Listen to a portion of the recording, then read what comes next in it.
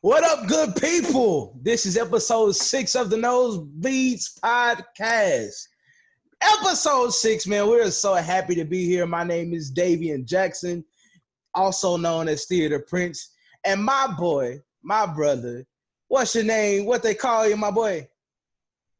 Drewski. Yes, sir. Man, we got a special guest today, too. But, you know, I've been told not to introduce him. They told me not to introduce him. So I'm going to pass it over to my boy, Drewski. And first off, before we get to him, Drew, how you feeling today, man? Hey, man. I just left my workout with my trainer. I'm feeling good. I was in the heat grinding today. You know, everything is good. God is good. I'm about to cook my burgers after we finish this. I got to bulk up a little bit, but God is good. I'm thankful. Yes, sir. How about yourself? It's been a rough day, man. I ain't gonna lie to you. It's been a rough day, but you know, I'm into the point of the day where I actually like. So let's get it, you know what I'm talking about? So like I said, I was told not to introduce this person, our special guest that you see. That's the brightest one on the screen. But you know, my friend, my brother, Andrew, he said he would like to introduce our special guest. So Andrew, the floor is yours. May I have the honor? Thank you. So y'all, I was just elated to introduce this man because growing up I looked up to this dude, you know what I'm saying? If you were like into the NBA in 2008 and everything, you would know like who this is. This man was drafted in 2003 in the first round.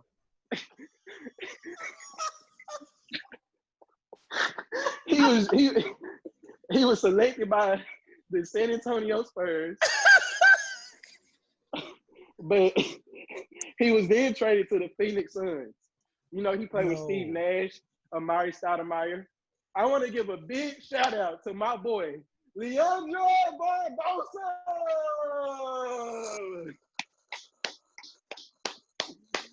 Woo! I'm gonna jump out and we're gonna do this again. We're gonna try it again. No, man, for real. We want our special guest today. His name is none other than Dominique Hunter, man. How you feel, Brody? Feeling good, brother. How you doing, man? Good, man. Can't complain, bro. Salute, my guy. They literally have this thing that they call each other old NBA, NFL players. They've been doing it forever, and they always doing it. And it's just, this is actually gonna be a great episode, y'all. Y'all don't even understand how good this episode is gonna be. We about to get into it, but before we do, let's get to know Dominique a little bit. Dominique, what you do, man? Oh man, I feel like I don't do enough yet. So now actor, speaker, and also a new member of the podcast family. So I'm very excited to have that behind my name as well. Got some good stuff coming to y'all really soon, man. Really soon. What's the name of the podcast, man? Man-ish. Man-ish. Oh, yes, sir. I like that. Yeah, appreciate it, brother. And just for people to know, like, what would you talk about on Man-ish? Like, what would they be looking for? What I had to get. Yeah, you know I edit these, so I can edit that all the way out, so it doesn't matter. Yeah, right. And that's straight out. It's not going into the pod. Hey, straight out. Man, what we are looking for, the vision is just reaching all walks of life regarding manhood. We're gonna be talking about manhood. That is from singleness, marriage, and being a leader in the household and leading the woman of your life or the woman of your dreams. That's gonna talk about finances. We're gonna touch on a lot of things. You know, we're gonna dibble and dabble in sports and current events, but definitely want to reach the guys out there. So I think we're gonna have some good heat, good fire coming your way for the guys out there. I love it, man. I love that too. You have a question for him, Andrew? Nah. It's just, Nah. no. What I was about to Trash. say. Exactly. No. On a serious note, I do think that's a good idea. Just the fact that you're having a podcast that's not necessarily. It's just basically showing about manhood in this culture, because I think that's important. I think that's something that's missed. So I'm definitely gonna follow it. I'm definitely gonna support it, and I'm proud of you, brother. Real talk. Thank you, Yes, brother. sir, man. We always support each other, support Black businesses. We support our Black brothers, man. We're literally, this is a brotherhood, and we are keeping it going. We're paying it forward, and like he's on our podcast. Hopefully, one day we can be on his podcast and just keep the conversation going. Speaking of conversations, let's get into it. So wait, we didn't do it. Oh. Come on, Andrew, man. this conversation is about to be what? Liddy. And guess what? Speaking of Liddy, boy, them Phoenix Suns are 7-0 in the bubble. Bro, Devin Booker out here clowning. Blazing. Hey. Bro, like, I don't understand why it took them to be in Orlando under one roof to start just clowning like this. What y'all have y'all been paying attention to it? Hey, man. I just want to say, bro, Devin Booker is foolish. You hear me? Like, what's crazy is, bro, it's just like all of a sudden, like you're saying, like under this bubble, it's like now y'all playing this with this heat. Like they low-key look like the Warriors out there. You know what I'm saying? And it's like DeAndre Ayton, like Kelly Oubre, like everybody is like blending well. You know what I'm saying? It's like Devin Booker, he's clowning, showing out. But at the same time, you see the chemistry with the team, which is like, what y'all been doing? True. Dominique, what you think? No, man, most definitely. They found that they're finding that rhythm. And to be honest with you, man, I don't know how bold of a statement this will be, but I don't think they're done. I don't think they're done at all. I think they really finna make some noise. We finna see what's finna happen with the seeds leading into the playoffs. But I honestly don't think that they're done. You got a great group of talented guys with Kelly Oubre Jr., DeAndre Ayton, Ricky Rubio, the awesome distributor he is. And, man, the man, Devin Booker. I mean, dude is doing it all. Dude can get to the rim. Dude can shoot mid-range. Dude can hit the three-point shot. Man, you saying a very talented guy. And like you said, with them building that chemistry, I don't believe that they're done. I think they're just scratching the surface. Man, me too. Go ahead. And the crazy thing, it's not like they're just beating, scrub teams. You know what I'm saying? Oh no. Like they're actually, if I'm correct, let me see here. The Wizards don't count, but they beat the Clippers, the Heat, a heavy defensive team, the 76ers, the Thunder. Like it's just crazy, and they're just putting Dallas. up numbers. Don't forget Dallas. We lost too. Unfortunately. We playing them again, so we lost too, so we can't forget about ourselves. But let's not overlook the terms of that win over the Clippers. That was a highly clutch play to close that game out. That was a highly clutch play. Was it not one? I don't think it was two neither. Was it three defenders that he hit them? Yeah. He definitely did it. Did the young bull do it over three defenders? He actually did. So the interesting thing is, to me, my boy Draymond got hit with a $50K fine from the NBA for tampering. His statements were, "Get my boy D Book out of Phoenix." Now, I have mixed feelings about it, okay? Because at some point in time, I don't think that's tampering. They do it all the time, number one. Number two, he was on a talk show where they have to talk about the players and give their opinion. Yes, he is still an active player in the NBA. But at the same time, I thought it was only coaches and GMs that couldn't say things about their tampering. If you want, or say something to players, and then they call that tampering. However, the reason why I think he got fined is because they said, "Are you tampering?" And he said, "Yeah, a little bit," jokingly, and I think that's why they hit him with the $50K fine. That's just my thoughts. I don't think it was fair to hit him with the tampering fine. Honestly, if anybody should pay the tampering fine, it should be TNT because they kind of lured him into saying that. But what are y'all thoughts? I want to see what y'all think about it. I mean, bro, like LeBron should have been hit with 50K. That's what I'm starting with. So I mean, tampering is like when you interfere with something, or you trying to cause some type of influence to get this player to interfere with his team or to interfere with what's going on. Like you're disturbing evidence, whatever that means in your perspective. But who says that you being in the NBA and an active player, as you stated, like you can still be a fan of somebody's game? You know what I'm saying?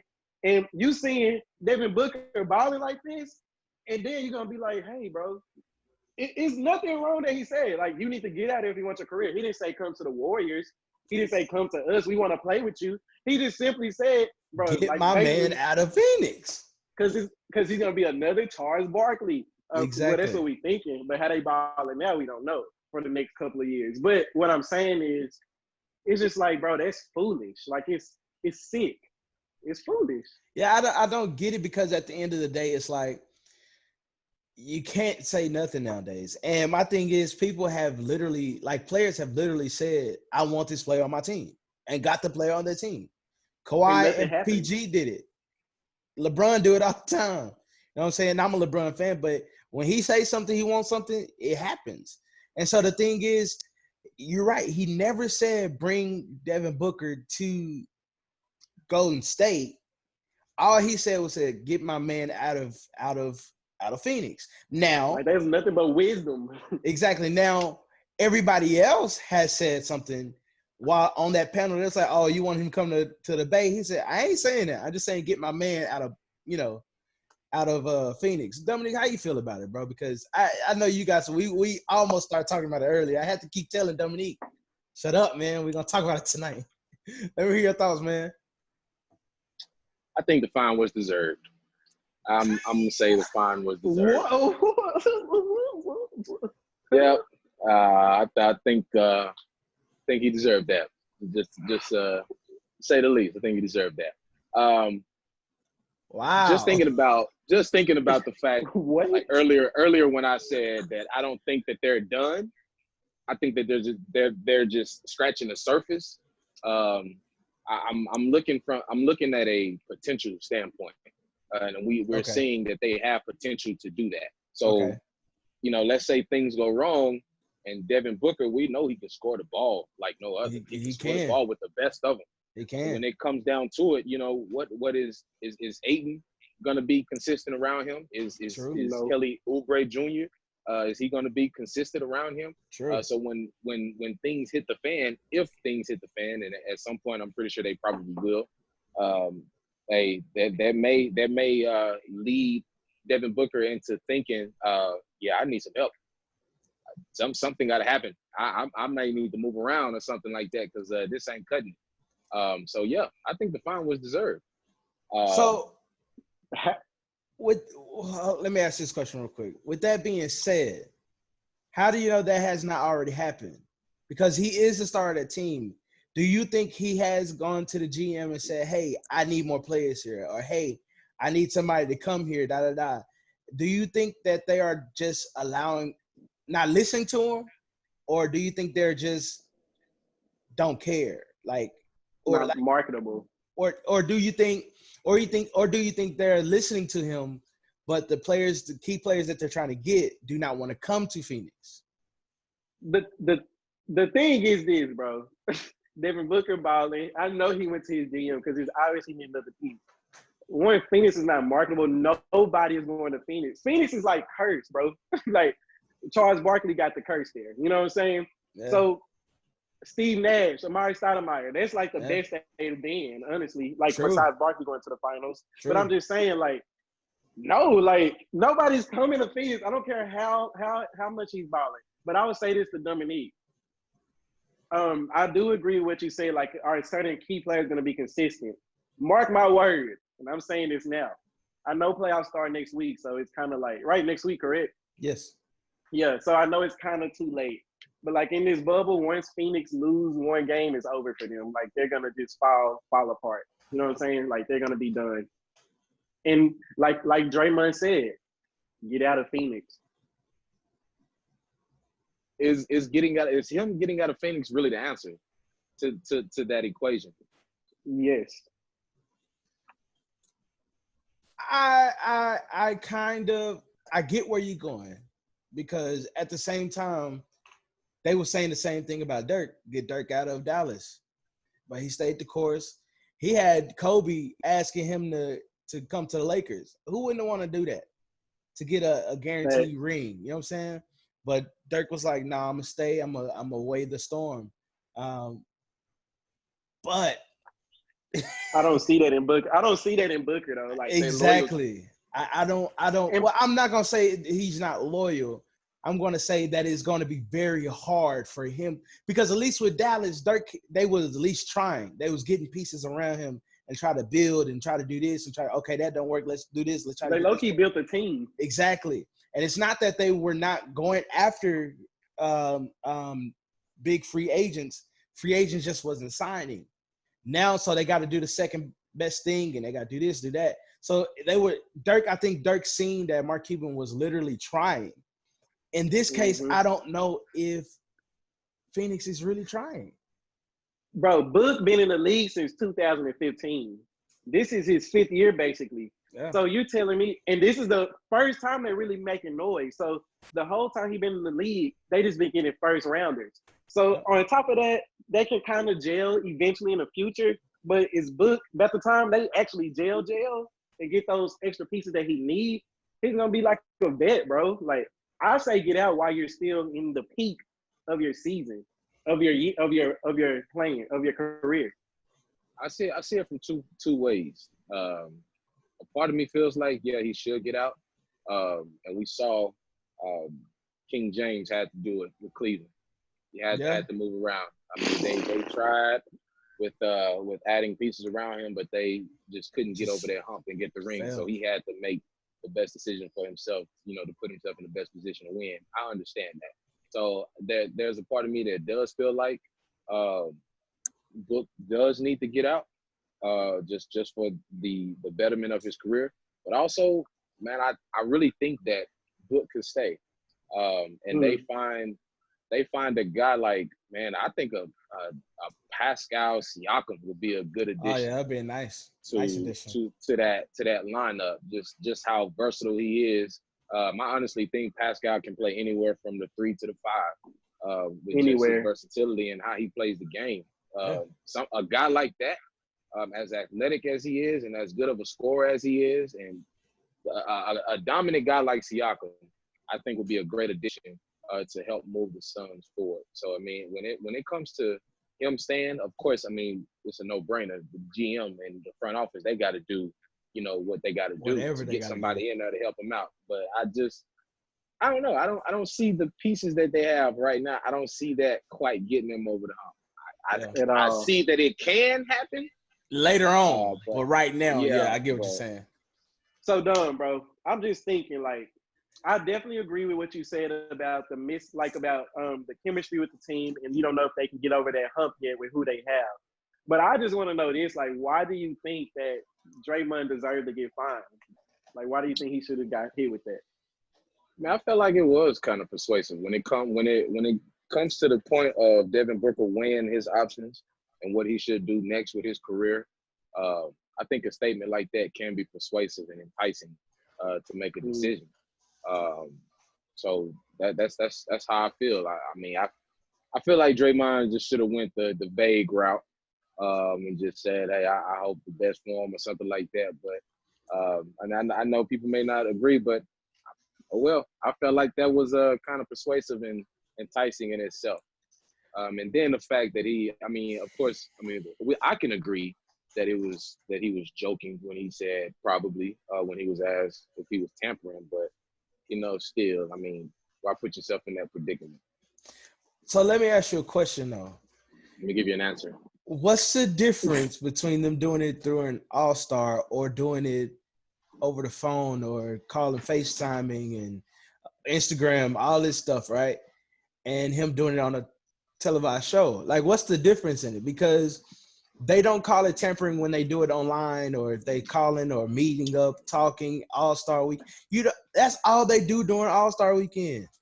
Kevin Durant and Kyrie just was in the hallway, and they denied it. Oh, we were just shooting a breeze, but we already knew what they was talking about, bro. Because what a coincidence they on the same team. Like, a year later, like, come on. So like, I get it, but what is the difference? Like, explain to me what's the difference, and that'll be my last question on this. I think it boils down to like the evidence that they have on hand. I mean, something so obvious. I mean, even with him joking, it's just the fact that we kind of got you right here. We kind of got evidence that you were tampering, as opposed to what goes on All-Star break or over the summer and off season, where it's like, I don't really know if that's really tampering type stuff. So I think that's the difference, is just the fact that it was like blatantly said by Draymond, whether it's joking or not. That's what I feel like. I get you on that. I disagree, but I get you on that. I understand where you're coming from, but I disagree still. I don't think he should have got fined. Let's be real. Dominique he just reaching, bro. He just trying to. He know he wrong. He just trying to cover it up. But hey, I'm gonna stay on this train. He deserves. I mean, I might have some feelings towards Drake. I ain't really a big fan, so. It's coming out now. Give him another fine, if you ask me. Give him 100,000. Another fine. Give him another fine. So I've had interesting conversations about Phoenix, about TJ Warren. I don't know if y'all are aware of TJ Warren, the guy that's balling for Indiana Pacers. He's killing the game. He's only since he's been back, he scored 51, he scored 34, 36. I think one game he scored 15, but every other game has been 30 and over. I had an interesting conversation with a friend the other day that said that he thinks it's a fluke. TJ Warren and Phoenix. He said he feels like that it's a fluke, and that since everything is restarted, there's no true home court. He feels as if that this is a fluke, and I don't necessarily disagree with him, because if you go back and look before the bubble, this wasn't happening. TJ Warren wasn't happening. Phoenix wasn't happening, and he's saying that he feels like they're reinvigorated, and so now they're just balling out of control. And then I also read another story to where players are liking the bubble more because the depth perception is better, because it's like a closed gym. It's not an arena. In an arena, it's like all the way, it's big. But in this closed arena that they have now, it's easier to shoot threes. That's why Houston, was it Houston? I think Houston had a record number of threes the other night, or was that Clippers? It was one of those two. But they had record number of threes, and they feel like that's what's playing into TJ Warren being a beast and Phoenix being a beast. So I posed the question: do you think these things and these teams and these players or certain players, do you think it's a fluke? In regards to TJ Warren, bro, people not realizing that TJ Warren is still young. He's been in the league 5 or 6 years. And I'm looking at his stats right now. Each year he has improved tremendously. Mm-hmm. So I'm like, he's been with Phoenix his first 5 seasons. And it's like, this man has improved each season. And one thing about TJ Warren, he has always been a flat out scorer, bro. So he's definitely balling. And what I have to say about the depth of the arena and stuff, those kind of things, I have this take, bro. They hoopers regardless. Like, I believe I believe it's like these people are playing on a high right now. They haven't been playing in so long because it's been canceled, postponed, and now we finally back. I'm about to give it all I got. I'm about to give it all I got. So everybody has a playoff mindset right now, even if they're not making it. You know what I'm saying? Yeah. So I mean, I think these people definitely have an advantage because their mindset is different. It's a reset. So I'm about to come in balling. That's just me. No, definitely. I definitely understand that. What about you, Dominique? That was actually a good point. I gotta agree with what Coop finished off with. It's just the fact that they had time to reset. It was basically a however many months pause, however many months long pause between their last game and the start of the bubble. What I missed? Nothing. Keep going. What Coop do? No, just keep going. But yeah, but I do want to also point out that we cannot underestimate the power of live fans. So I think that a lot of these, like the Phoenix Suns or the TJ Warrens and things like that, I feel like when it comes to things like that, probably is a fluke. Like Coop said, yeah, at the end of the day, they're hoopers. They do this for a living. But I'm pretty sure we've seen a lot throughout our lifetime where fans made up for the lack of energy or the lack of morale on the team. Where your team didn't do it or your bench wasn't doing it. The feedback from the fans, the push from the fans, and things like that. So I feel like this neutral ground is definitely a different atmosphere. But time will tell. Time will tell. But I don't know how far in the future, because I think this is the new normal for a while, especially for basketball. I think this is a new normal for a while. So it may continue at least for the next 2 years like this. For sure. And my thing is this, like, the generational culture is changing, as we know. Like, for a minute, it's been LeBron, Melo, Paul, Wade. LeBron still is going to dominate. Chris Paul still dominated. But now you're going to have these players who've been in the game 5 or 6 years who's going to really start taking over. To rise, yeah. So that's why, and this is exactly what you're seeing now. So you're going to see TJ Warren. You're going to see Oladipo being balling. But you're going to see, like, people just coming out of their shells and just dominating on teams. You know what I'm saying? Yeah. Like, even the person I look at, Aaron Gordon, like, some people like that, like, people are going to start coming out of their shells and taking over because it's changing. Yeah, and see, the only person out of the LeBron group is LeBron. He's pretty much the only one left. Melo is still hanging on with Portland. The one after that is Kawhi, KD, Kyrie, Jimmy, James Butler, Russ. After that, you have Luka, then TJ Warren, Devin Booker. So I see what you're saying, and I would actually, and I'm not saying Luka is under Kawhi and them, because I feel like his play is parallel with Kawhi, like in that group. Like he can be, he's elite. He can be in that group. I'm talking about age-wise. When they came in, I feel like Luka is still with Zion, Ja Morant. Ja Morant is good. TJ Warren is coming up. D-Book is coming up. D-Book has already been there, but I think he's putting people on, like, real notice now. Putting Phoenix on notice. Yeah, but I don't know, man. I still kind of feel like it is kind of a fluke, because the reason why, going off of Dominique, what Dominique said about the fans. In Phoenix, they just could not get it done. They just could not do it. And the thing about it is like, now they have no fans. They don't have no home court. They don't have no away games. This is just everybody hooping like AAU. And I feel like that's playing a part of it, honestly. I like that. I like it. It's like, that is true, because the bubble is just a weird vibe, period. Like, it's like college. Yeah. So it's like, I kind of get that. It's like that AAU vibe. I'm with my boys. We going out there to hoop. My squad against your squad. We hooping. Like, it's no distractions. It's straight up. Drew, didn't you have a standout year in AAU ball? You had a standout year? Oh, yeah.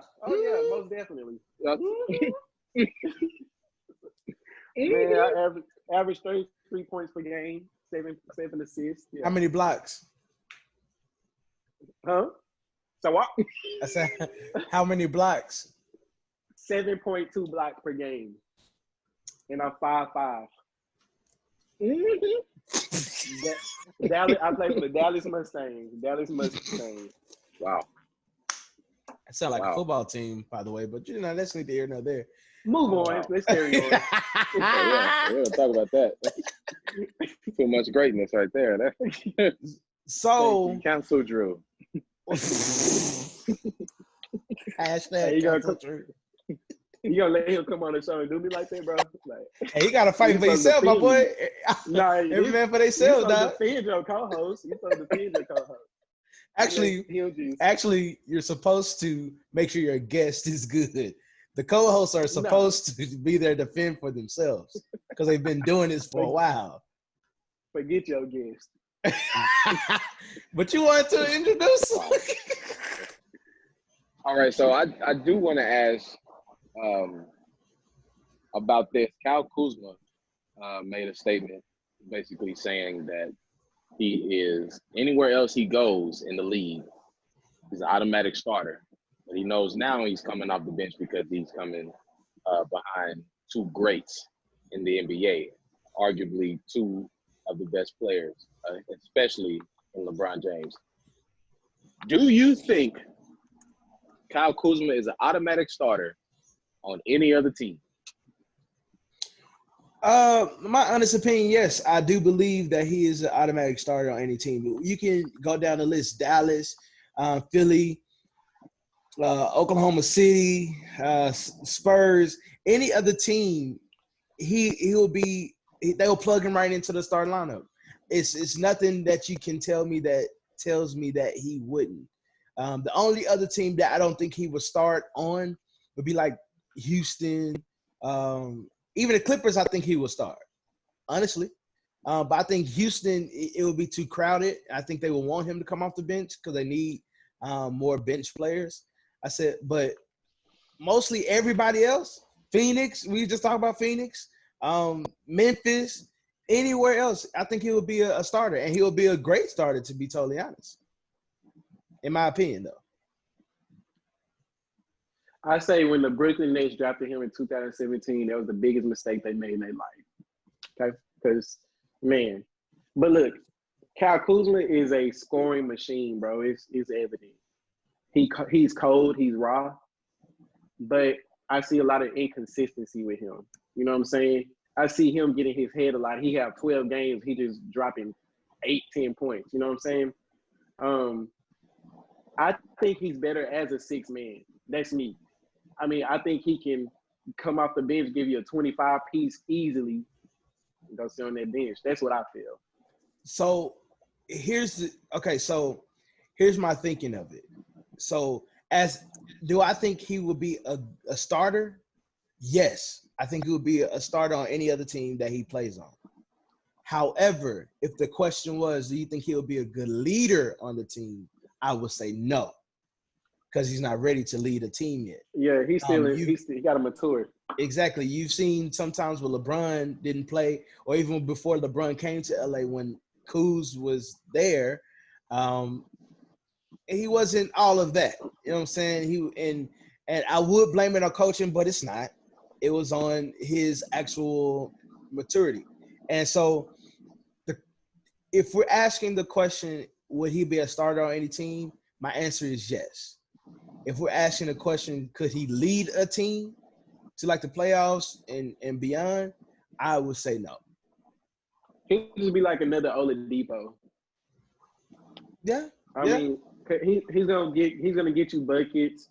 But yeah, I mean, not Doug like y'all, but like Doug, he can start on any team. Like that's me. I think he can start on the Clippers, but I just think like for a team standpoint, I think he's better coming off the bench. And let's say first, the Lakers look horrible right now, and then on top of that, the starters weren't even in the game. Like all the stars weren't even in the game when he hit that game winner. So it's like, whatever. That's how I feel about it. What about you, Dominique? Honestly, I'm gonna have to agree with you, bro. Starter on any other team, yes. Maybe not one that would lead a team. I honestly don't even think he would be a consistent starter on any other team. I don't think he would be a consistent starter. I think he's streaky. Yeah, most definitely. That he's like I see him as a Lou Williams or a Jamal Crawford type of guy who can go out and he gon' ball, he can hoop, especially when he gets going. He's gonna give you numbers, he's gonna give you buckets. But is he one that can do it on a consistent basis? Is he one that we can call on like a James Harden that can go out each and every night and just drop buckets with his eyes closed? I don't see him being that type of guy. True. And the funny thing is when he on, he on. When he on, that man is on. But when he off, he's out for a minute. he's out of there. He cold. But if we're saying I can agree with him saying I'm a starter on any team. I do agree with him saying that. But do you guys think that he was wrong for saying it at the time he said it? Not at all. Like you gotta be one thing, bro. You gotta be confident in your game, confident in who you are. Like, it ain't nothing wrong with saying, "Hey, I'm gonna start on any team." Basically, to me, that's a message to the Lakers. Yeah. Like, I know we got LeBron, I know we got AD. Like he said, the two greatest players in the NBA right now. But on any other team, I'm a starter. So everybody that's looking down on me needs to respect me. That's how I feel. Yeah, I have to agree with that. And I feel like any athlete, that's by default, any athlete should come with that sense of pride in their game and their ability to play the game. That should come just with the regular package of being an athlete. You got to have, like you said, you got to have some confidence in your game. I do tip my hat to him for recognizing AD and LeBron as the great players. But I don't know. I like I said, I don't disagree with him. I do agree with him. And he can't compete. The only thing I disagree with him saying, I'm all for people being confident. Y'all know how I am. I'm humble, but I am very confident in what I do in my job. You know what I'm saying? What I do as my career, you can't tell me I can't do it, because once you tell me I can't do it, then I got to turn up. But nosebleed. Exactly. But when he said, I don't care. Yeah. Whoa! He said, Jesus could be standing in front of me and I'll shoot that ball. I was like, boy, Jesus about to lock you up, dog. Jesus, that's one person I don't play about. How dare you disrespect my Lord and Savior like that? Because we know if this man walked on water, he can lock you up any day. Like, I'll lock you up. Come on, bro. If he can turn water to wine, he gonna lock you up. Like, I was hoping he was talking about Jesus Shuttleworth, because if he talking about Jesus the Christ. Like, how dare you? Hey, when I heard that, when I saw that, I was like, cool. Like, what's up? Like, what you doing? Hey, amazing. Boy, please. You ain't that cold now. You cold, but you're not that cold. Pipe down, my boy. Pipe down, brother. Pipe down. He's not scoring there with no Ben Simmons on him, Kawhi Leonard on him.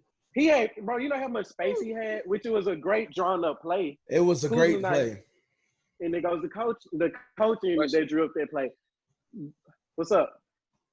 What did he say he's gonna shoot it, or did he say he was gonna score it? He said shoot it. Okay. Well, in his defense, I think he was right. You can shoot it. You're not gonna score it. I mean, you gonna score confidence. He can shoot it. It would have been different if he would have said I would drop buckets.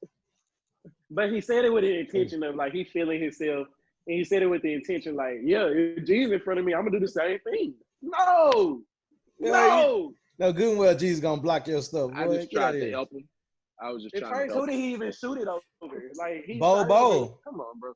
Nah, I ain't gonna say no. Come on, bro. Bo is. Yeah, I forgot. That boy like 8. That boy like 8'5". Bo ain't no slouch. Bo been clowning in his bubble. I ain't gonna stunt. Bo. He had a lot of space too. It was a good play. Like, it was a good drawn up play, and he executed the play. And like we were saying earlier, we was talking about some team that that they don't have veterans. Once I think we was talking about Dallas. Dallas need another veteran to where at those moments you know what to do. Like Dallas just had a game, although I think refs kind of won the game for Portland.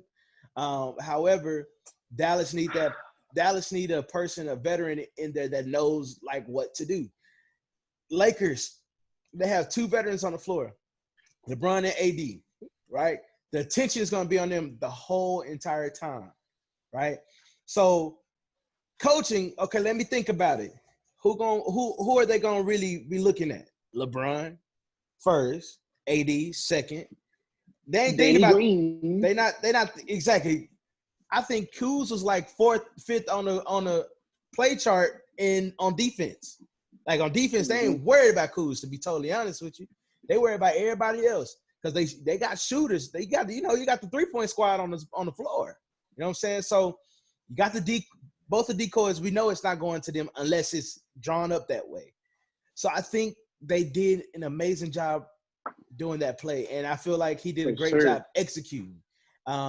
So I feel like I just feel like his confidence just a little too high. Well, too high. Just a little bit, buddy. But other than that, I think he's going to be good. I think he's going to help Lakers propel. Rondo is coming back soon. He should be back in within second round. I beg to differ, amazing. But amazing. I beg to differ, but like I said, Rondo will be back soon. Yeah,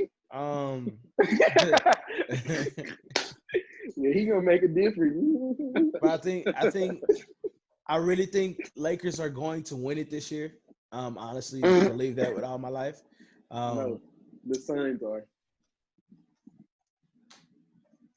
Can I say one thing? That's why we have a hashtag called Cancel Drew. Can I say one thing? Because I'm tired of y'all disrespecting this young man. Not after the team you just called out. You don't even say nothing else. Look, how many times y'all gonna disrespect the Mavericks, bro? The Mavericks first have Coach Carlisle, right? Hold on. I'm not saying that. You keep speaking of this veteran that's not on this team. We have the GOATs of point guards. I put him. He's like up there with Chris Paul. We got JJ Barea, bro. Like, stop playing. Like, we have JJ Barea, who is a veteran. Andrew, stop talking. Stop talking. Let me ask you a question. Let me ask you a question. He's trying to end the show. Let me ask you a question, Andrew. Right? We just got through watching the game, right? It's Tuesday. They was playing Portland Trailblazers. I mean, ask me, where was JJ Barea? He was preparing the game plan with Coach Carlisle because he's a genius. So if he's such a genius, why was he on the bench? You said they need a veteran. I said they have one, but they're not putting them in. If you put JJ in the game, it's gonna be different. Like, come on, bro. Like, I was being funny at first, but like, I'm really serious. Like, okay, JJ Barea can still. Let's have the conversation. Yeah, we love JJ Barea. JJ Barea is I love JJ Barea. Don't get me wrong. He's a part of the 2011 championship team. He was a dog in the 2011 championship team. But guess what? This is 2020. The league has changed. Bro, he can score on anybody. To this day. I'm like, bro, I'm not playing. Like, JJ Barea can still get buckets on anybody he wants to get buckets on. All right, y'all, man. That's been a good show, man. I appreciate y'all for joining us. Man, it's crazy that y'all just no, but seriously, JJ is a veteran. I give you that. But he's not the veteran that they're needing, the veteran I'm talking about. You need a veteran that can be on the floor at the same time Luka can be on the floor, the same time like KP can. I don't know. I would have loved Jamal Crawford. Oh, look! I said JJ Barea can have just as much as an impact as Jamal Crawford can. Now think about it. I don't think so. No. Bro, JJ can shoot it from anywhere. Let's start with that. He don't have the handles. Bro, come on, bro. Like, I'm serious. He can have just as much as an impact as Jamal Crawford. And everybody's gonna agree with me. Yeah, Everybody's gonna agree with hashtag. you. And you also thought everybody's gonna agree with you putting Muhammad Ali third. He is number Actually, 3. you put fourth, didn't you? I think I had him number. I think I had Pacquiao at 3. Yeah. Yeah, you had him fourth. So Which I stand with. People agree with me. they did not actually. Your own mother texted us. You don't know. Don't bring my mama in this. She don't even Don't bring my mama in She this. don't even know where you got this from. She said, "I didn't raise him that way." My mama don't even know who Manny Pacquiao is. But she know who Muhammad Ali is, and she know he shouldn't have been fourth. This not on the docket. It don't matter. I really hope she don't crazy. watch this show after I'm saying that. Yeah, I hope she just block his side of the screen off and just watch us. It's personal. You phone brought be my ringing. mama in this. His Yo, phone be mom. ringing after- Yo, mama brought you into this. She said, "Davian, don't think I raised him the wrong way. I raised him right. I don't know what happened." Boy, Oh man. But it's all no, right. I've always been different. but no, I definitely don't get me wrong. Mavericks is my team. That's my overall For team. sure. Luka For sure. is balling out of control. I think he needs to mature. And hold on, time out. Pause. I seen something, and it. That was the whistle. You said time out. Why you look like that? Why you sound like a pterodactyl, bro? What the That was the whistle. Bam. Please don't do that again. But no, time out. They're disrespecting Luka, bro. The finalists for the NBA awards of most improved player, they put Luka. He's one of the finalists, bro. Bro, how? Bro, he's been balling. Bro, I just don't understand that. How are you gonna be that disrespectful? He finished 4th overall in the MVP race this year. He finished. That's what I'm saying. Like He finished he was in conversation with MVP last year. I mean, of course, he was a little further down the list, but at the same time, how is that most improved player? You know what I'm saying? That don't make sense. I don't get it, man. And I'm just mad I don't see Sabonis in there. But I'm not mad. I'm really not mad at Bam Adebayo because he actually looks good. And like I did say, Brandon Ingram earlier. Yeah, you said a couple that of for episodes. He looked good, but the only one that I'm mad at is Luka being in there, bro. I don't agree with that. He was rookie of the year last year. Like, I don't get it, man. So they, He all was they look rookie of the at. year and in talks for MVP. That's an Exactly. improvement.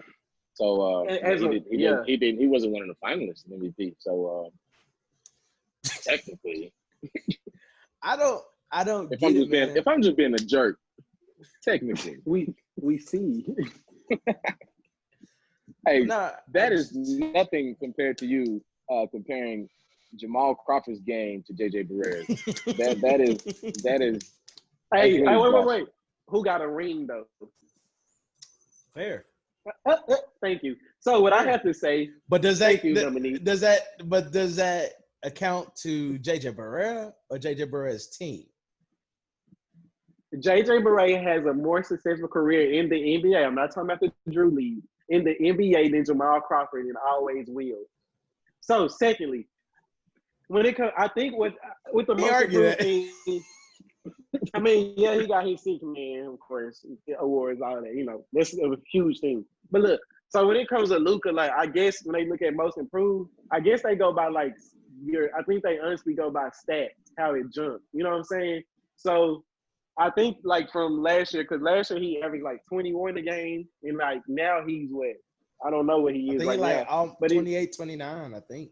Yeah, it jumped drastically from rebounds to assists. So I think that's what they go by, which is like disrespect. Like, how you gonna give me most improved? Like, but I think that's what they did. I just don't agree with that though, because last year he was a dog. This year he's a dog. I mean, of course, stats it improved, but I feel like leave that to like the Bam Adebayos, leave that to Brandon Ingram, leave that to Sabonis, leave that to Kristaps. I thought Porzingis should be in that conversation as well. That's a good one. Coming from injury, he is the most improved player to me. Leave that to them type of people. Bubble. But like my thing is, don't give it to somebody or don't put somebody in a conversation that's low key MVP candidate. He was not low key. He was an MVP candidate. I just feel like that's low key trash of the NBA to even put him in most improved. That's just it though. That's like LeBron averaging 25 one year, and then next year he averaged 30, and then he got most improved. That's straight up disrespect. Like that's disrespectful. Like, come on. What you think, Don? No, I don't think it's disrespectful at all. Joking. I couldn't even live with myself to say that. I can't even live with myself to say that. No, man. I mean, he's the playmaker of that team, and like you said, he's been consistent. Nah, not in that category. Nah, I wouldn't even consider him to be in that category. Sixth man of the year. Let's do that. Yeah, if we just giving out awards, he defensive player of the year. Hey, yeah. Actually, let's run him back rookie of the year again. Like, I mean, what's up? You know what I'm saying? And give Giannis sixth man. That'll be good. With that being said, might as well give JJ, since we had it, give JJ Barea first team All NBA. Since we had it. But since we had it, I know me and Andrew have had the conversation about the awards, specifically the MVP award. We have not heard your thoughts on it. And I think this will be the last topic. We want to hear your thoughts and we just discuss it. Who do you think out of LeBron, Giannis, and James Harden, who will win the MVP awards and why? If you say LeBron, I'm leaving right now. Back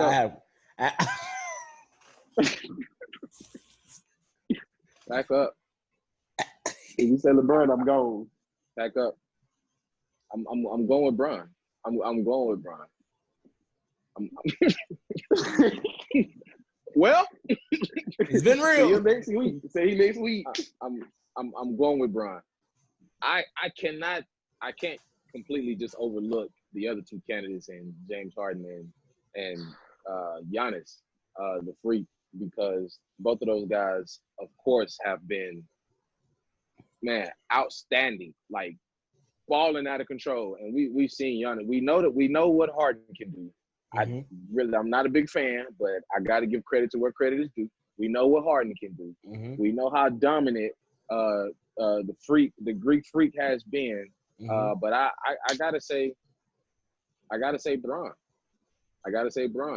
Why? Not that I don't even know that this would count for anything, but seeing the season that they came off of last year, how he turned things around this season, I really think that deserves some accolades. I think that deserves some credit, man. And he's really been balling. Y'all, you sleeping on. I don't care what bias you have towards. I don't care. You said how he turned his team around. This team would have been the exact same if he wouldn't have won and got AD. AD turned his team around. So why would I give him MVP for reaching out to AD? No, like, come on, bro. Like, he didn't turn his team around. He's doing the same thing he did last year. Come back, he turned the team. AD turned the team around. But who's going to facilitate at the level that Bron did? Frank Vogel. Frank Vogel. Wow. See, I would never. Here's my thoughts. I went Bron too. He went Giannis. I said if you boil down to it, I would always take LeBron, especially this year because it's leadership.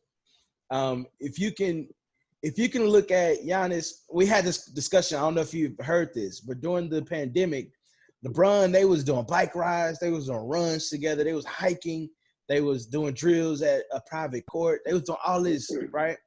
Giannis, to his defense, you know what I'm saying? They all live scattered out, but that's still not an excuse because at the end of the day, they're millionaires, so they can fly wherever they want to go. They can drive wherever they want to go.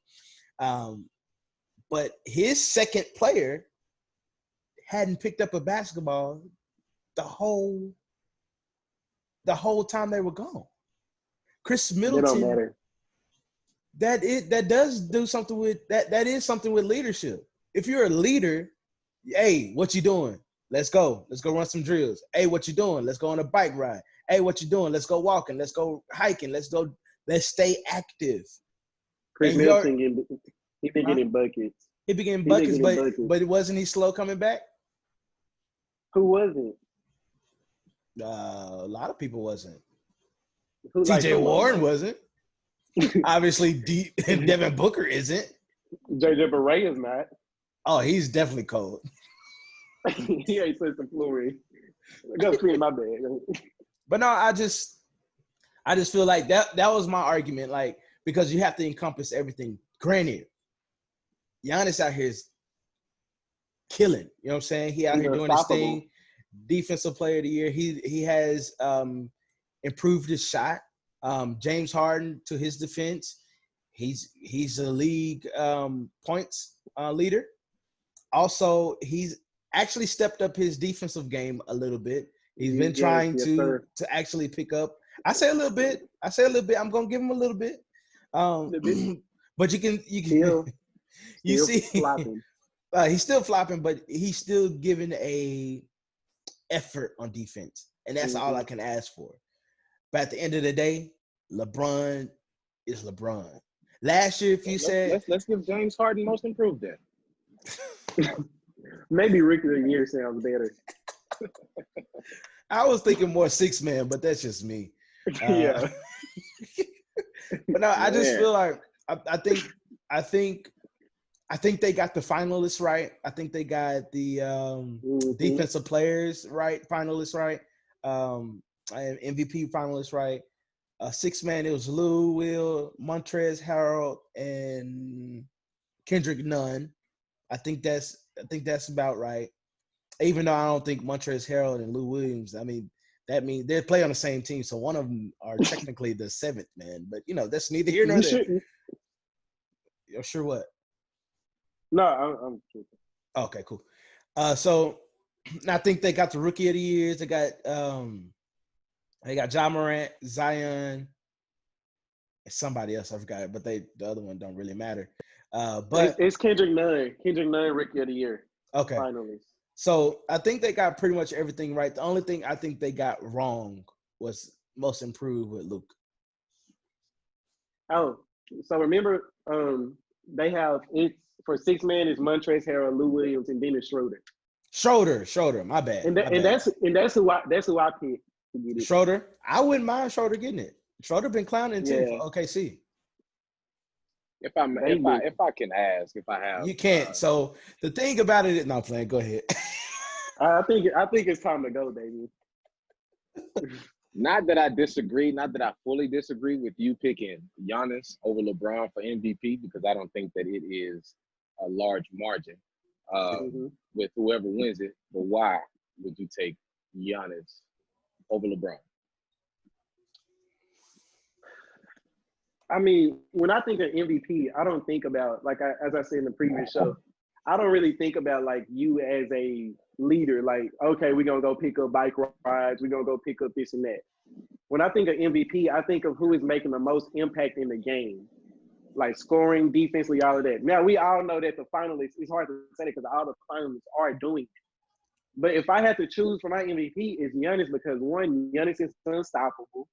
Nobody can guard him. He's going to make a huge impact, win or lose, on a team. And then behind Giannis, I have James Harden, because he just changes the game. LeBron is more of like I said, more of that magic, that facilitator. I'm going to get everybody involved. But like these people, like I see for MVP, are people that are just seeing blood, and we're going to go out there and get it. That's what I see Giannis and Harden as. So like, I do agree that LeBron just has that GOAT factor about him. There's nobody that's ever going to be like LeBron. But right now in the NBA, Giannis is definitely the MVP, because he's the most dominant player in the NBA before anybody, and nobody can stop him. It's me. And he's not even shooting threes like that yet. To the most dominant player in the NBA, I think that's still LeBron. I just feel like he does not show it. The reason why I say that is because he is more of a Magic. But the thing is, you still cannot, even Giannis cannot stop LeBron. And vice versa. I don't think LeBron can stop Giannis. So neither one. Most dominant. I feel like they're both equally as dominant as each other.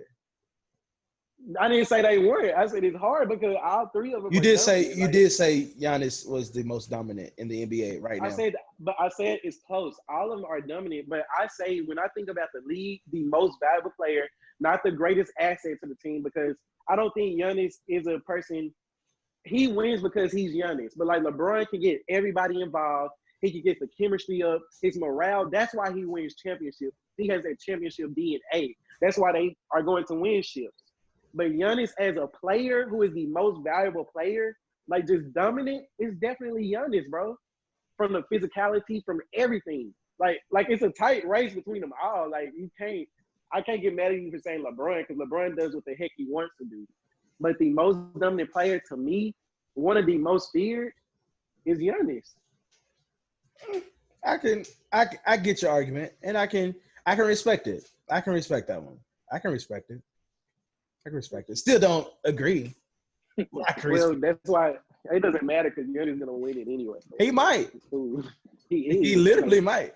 But that's a might. Anyways, man, this has actually been a good episode, man. It's been all NBA. Sorry we didn't get to our NFL, MLB this time, but hey, this is our show. We want to stick with NBA. We had some fire conversations. We wanted to get some stuff off our chest. You know, we all play basketball together. From time to time, used to cook them, you know. Davian, stop. You know what I'm saying? That's why your phone went out. The signal went out. you got a little Rondo over here, and you got light-skinned DeMar DeRozan down at the bottom. DeMar DeRozan. Wow. He more of a Kelly Oubre, bro. Oh wait, you refer to me as Rondo? No. No, you're DeMar DeRozan. You're DeMar DeRozan. Well, either way, I'm offended. Either way, I'm offended. Me too. I mean, no. Oh, I'm sorry. Pat Bev and Derrick Rose. My bad. And Big Baby Davis. Or you want to be Kendrick Perkins? Which one? You choose. Derrick Rose. Because you always get hurt. Like, what you think? What you mean, Dominique? Oh my God.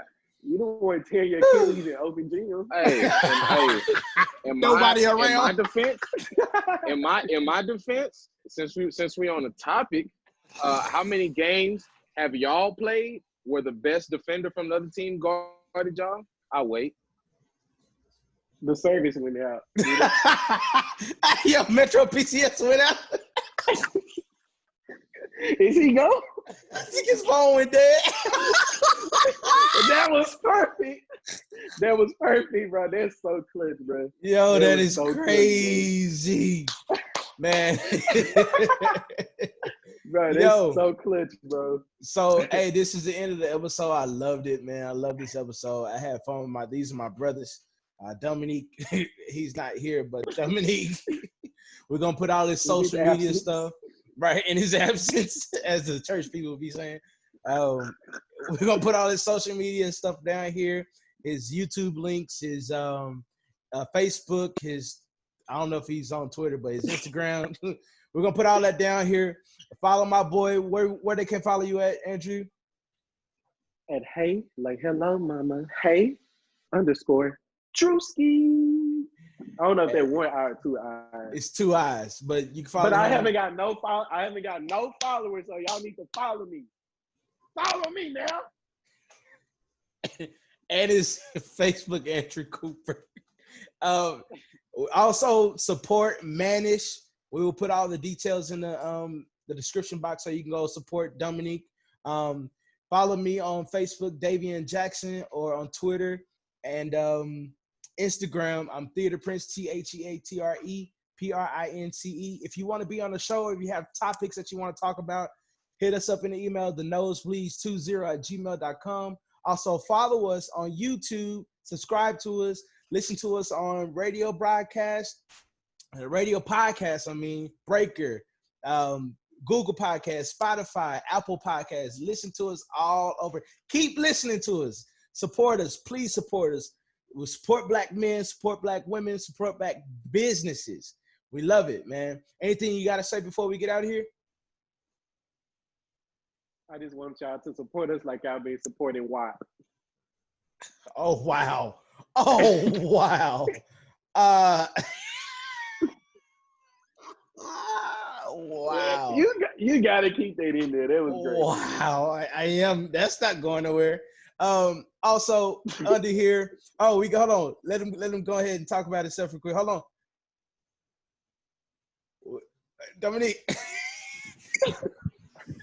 Hurry up. We got 2 minutes. We go ahead and get the fellowship. Hey, I already told him to follow you. We're going to have your socials and stuff right here. Is there anything you want to say as your closing words, man? We got 2 minutes, so hurry up. Yikes. No, just glad for the opportunity, man. Again, Managed, dropping we're premiering our podcast on August 27th. So be expecting that. Shout out to Jordan Campbell and Derek Golden. I think that's going to be a big thing, man. I'm glad that you all consider me to be a part of the show, man. I'm glad to be here. We happy that you're here, man. You kicked us off, your first ever guest on our show. And I don't know how Andrew's feeling, but it was a great first show that having a guest, man. We will definitely have you on again, bro. We had great, healthy conversations. We had great, healthy conversations and had fun. That's the most we can have. Andrew, you got something to say before we get out? For me? Your name is Andrew. I already said what I had to say. Oh, yeah, you did. Follow me! I ain't got no followers. And remember, I'm going to say it again. Support us like y'all supported WAP. And one more thing. Say it every show. Jump out there. Doesn't matter how many people are doing it. You ain't doing it. And once you start doing it, they'll follow you and you'll be doing it. So just jump out there. That's your first time saying that one. Peace! Leading.